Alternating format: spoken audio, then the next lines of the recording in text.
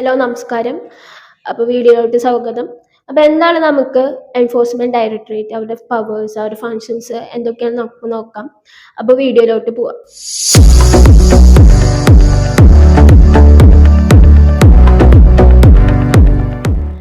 Enforcement directorate എന്ന് പറയുന്നത് ED എന്ന് പറയുന്നത് ഒരു ലോ എൻഫോഴ്സ്മെന്റ് ഏജൻസിയാണ്. That is ministry of finance അല്ലെങ്കിൽ റവന്യൂയുടെ കീഴിലാണ് ഈ എൻഫോഴ്സ്മെന്റ് ഡയറക്ടറേറ്റ് വരുന്നത്.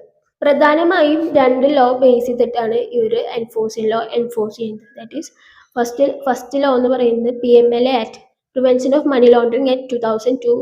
പിന്നെ അടുത്തതെന്ന് പറയുന്നത് FEMA act 1990, that is foreign exchange management act 1990. നമ്മളെ എവല്യൂഷൻ നോക്കാന്ന് വെച്ചാൽ 1956 1956 ആദ്യമായിട്ട് ഇത് എസ്റ്റാബ്ലിഷ് ചെയ്യണത്. ദാറ്റ് ഈസ് എൻഫോഴ്സ്മെന്റ് യൂണിറ്റ് ആയിട്ടാണ് ആദ്യമായിട്ട് എസ്റ്റാബ്ലിഷ് ചെയ്യണത്. ഡിപ്പാർട്ട്മെന്റ് ഓഫ് എക്കണോമിക് അഫയേഴ്സിന്റെ കീഴിലാണ് ആദ്യമായിട്ട് എസ്റ്റാബ്ലിഷ് ചെയ്യുന്നത്. പിന്നെ 1957 ഇതിന്റെ പേര് ചേഞ്ച് ചെയ്യാണ്. ദാറ്റ് ഈസ് എൻഫോഴ്സ്മെന്റ് യൂണിറ്റ് എന്നുള്ളത് എൻഫോഴ്സ്മെന്റ് ഡയറക്ടറേറ്റ് ആയിട്ട് ചേഞ്ച് ചെയ്തു. ആ സമയത്തൊക്കെ ലോ എൻഫോഴ്സ് ചെയ്തത് FERA ആക്ട് 1947 ബേസിലാണ്. That is foreign exchange regulation act 1947 ബേസിലാണ് ആ സമയത്തൊക്കെ ലോ എൻഫോഴ്സ്മെന്റ് ചെയ്തിട്ടുള്ളത്. കോമ്പോസിഷൻ നോക്കാന്ന് വെച്ചാൽ ഡയറക്ടറേറ്റ് ഉണ്ട്, ഡയറക്ടറേറ്റ് ഓഫ് എൻഫോഴ്സ്മെന്റ് ഉണ്ട്. ദാറ്റ് ഈസ് IRS IPS ഉദ്യോഗസ്ഥരായിരിക്കും ഡയറക്ടറേറ്റ് ആയിട്ട് ഉണ്ടാവും. ഈ എൻഫോഴ്സ്മെന്റ് ഡയറക്ടറേറ്റ് ഏതൊക്കെ കേസസ് ഹാൻഡിൽ ചെയ്യാൻ നോക്കാന്ന് വെച്ചാൽ that is money laundering cases, that is foreign reserve violations, പിന്നെ ക്രോസ് ബോർഡർ എക്കണോമിക് ഒഫൻസ്, പിന്നെ asset located in abroad, that is അബ്രോഡിൽ സ്ഥിതി ചെയ്യുന്ന അസറ്റുകളെ കുറിച്ചുള്ള അന്വേഷണം. ഇങ്ങനത്തെ കേസുകളാണ് ED ഹാൻഡിൽ ചെയ്യുക. എന്തൊക്കെയാണ് EDയുടെ എൻഫോഴ്സ്മെന്റ് ഡയറക്ടറേറ്റിന്റെ പവേഴ്സ് നോക്കിയാലോ. ഫസ്റ്റ് എന്ന് പറയുന്നത് ECIR, that is enforcement case information റിപ്പോർട്ടാണ്. ദാറ്റ് ഈസ് FIR പോലെ സിമിലർ ടു FIR ആണ്.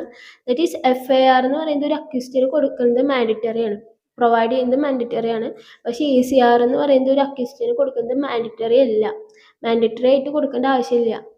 അതാണ് ECIR പറയുന്നത്. നേരത്തെ പറഞ്ഞല്ലോ PMLA ആക്ട് 2002 പിന്നെ FEMA ആക്ട് 1990 പ്രകാരമാണ് ലോ എൻഫോഴ്സ് ചെയ്യുന്നത്. പ്രധാനമായിട്ടും ലോ എൻഫോഴ്സ് ചെയ്യുന്നത് ED, പ്രധാനമായിട്ടും ലോ എൻഫോഴ്സ്മെന്റ് ചെയ്യുന്നത് ഈ 2 ആക്ടുകൂടെയാണ്.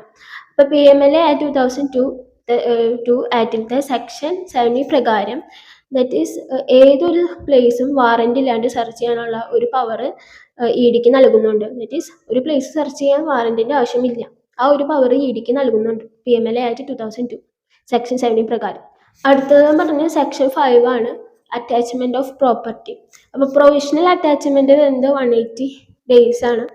ഇത് PMLA അഡ്ജുഡിക്കേറ്റിംഗ് അതോറിറ്റി കൺഫേം ചെയ്യണം. ഈ ഒരു സെക്ഷൻ 90 ആണ്. PMLA ആക്ട് 2002 സെക്ഷൻ 90 ആണ്. ദാറ്റ് ഈസ് അറസ്റ്റിനെ കുറിച്ചാണ് പറയണം. ദാറ്റ് ഈസ് ഒരാളെ അറസ്റ്റ് ചെയ്യുമ്പോൾ വാറന്റ് വേണ്ട, മുൻകൂട്ടി വാറന്റ് ഒന്നും വേണ്ട. EDക്ക് ഒരാളെ അറസ്റ്റ് ചെയ്യുമ്പോൾ സാധാരണ വാറന്റ് വേണം ഒരാളെ അറസ്റ്റ് ചെയ്യുമ്പോൾ. 2023 പങ്കജ് ബൻസാൽ കേസിൽ സുപ്രീം കോടതി പറഞ്ഞു അറസ്റ്റ് റെക്കോർഡഡ് ആയിരിക്കണം, പിന്നെ must be communicated through writings കൂടെ കമ്മ്യൂണിക്കേറ്റഡ് ചെയ്തിരിക്കണം എന്ന് പറഞ്ഞു. ദാറ്റ് ഈസ് സെക്ഷൻ 50 പ്രകാരം PMLA ആക്ട് 2002 സെക്ഷൻ 50 പ്രകാരം EDക്ക് ഒരാളെ എപ്പോൾ വേണമെങ്കിലും സമ്മൺ ചെയ്യാം. ഏത് പ്ലേസിലായാലും ആ ഒരാളെ സമ്മൺ ചെയ്യാം, ഏത് പ്ലേസിലായാലും. സെക്ഷൻ 45 എന്ന് പറയുന്നത് ബെയിലിനെ കുറിച്ചാണ്. സെക്ഷൻ 45 എന്ന് പറയുന്നത് നിങ്ങൾ ED അന്വേഷണത്തിന് വരുമ്പോൾ നിങ്ങൾ അറസ്റ്റ് ചെയ്യുമ്പോൾ നിങ്ങൾ കുറേ ഫണ്ടമെന്റൽ റൈറ്റ്സ് വയലേറ്റ് ചെയ്തെന്നൊക്കെ കേട്ടിട്ടുണ്ടാവും. പിന്നെ നമ്മൾ നോക്കാൻ പോകുന്നത് കോൺസ്റ്റിറ്റ്യൂഷൻ കൺസ്ട്രെയിൻസിനെ കുറിച്ചാണ്. ഇനി നമ്മൾ ഒരു ഫണ്ടമെന്റൽ റൈറ്റ് വയലേഷൻ എന്ന് പറയുന്നത് ആർട്ടിക്കിൾ 22 പിന്നെ ആർട്ടിക്കിൾ 21 ആണ്. ആർട്ടിക്കിൾ 21 എന്ന് പറയുന്നത് പേഴ്സണൽ ലിബർട്ടി ആണ്. ആർട്ടിക്കിൾ 22 എന്ന് പറയുന്നത് പ്രൊട്ടക്ഷൻ അഗെയിൻസ്റ്റ് കൺവെൻഷൻ. ഈ ഫണ്ടമെന്റൽ റൈറ്റ് ഒക്കെ വയലേറ്റ് ചെയ്യപ്പെടുന്നു. ആർട്ടിക്കിൾ 14 ആണ്. ആർട്ടിക്കിൾ 14 എന്ന് പറയുന്നത് എല്ലാവരും നിയമത്തിന്റെ മുമ്പിൽ ഈക്വലാണ്. അതാണ് ആർട്ടിക്കിൾ 14 എന്ന് പറയുന്നത്. പക്ഷേ ഇതും പലപ്പോഴും ED അന്വേഷണത്തിൽ വയലേറ്റ് ചെയ്യപ്പെടുന്നുണ്ട്. അടുത്തതെന്ന് പറയുന്നത് ഫെഡറലിസം ആണ്. അപ്പോൾ പോലീസ് എന്ന് പറയുന്നത് ഒരു സ്റ്റേറ്റ് ലിസ്റ്റ് ആണ്. ദാറ്റ് ഈസ് സ്റ്റേറ്റ് ലിസ്റ്റിലുള്ളതാണ് പോലീസ് എന്ന് പറയുന്നത്. ദാറ്റ് ഈസ് യൂണിയൻ ലിസ്റ്റ് അല്ല.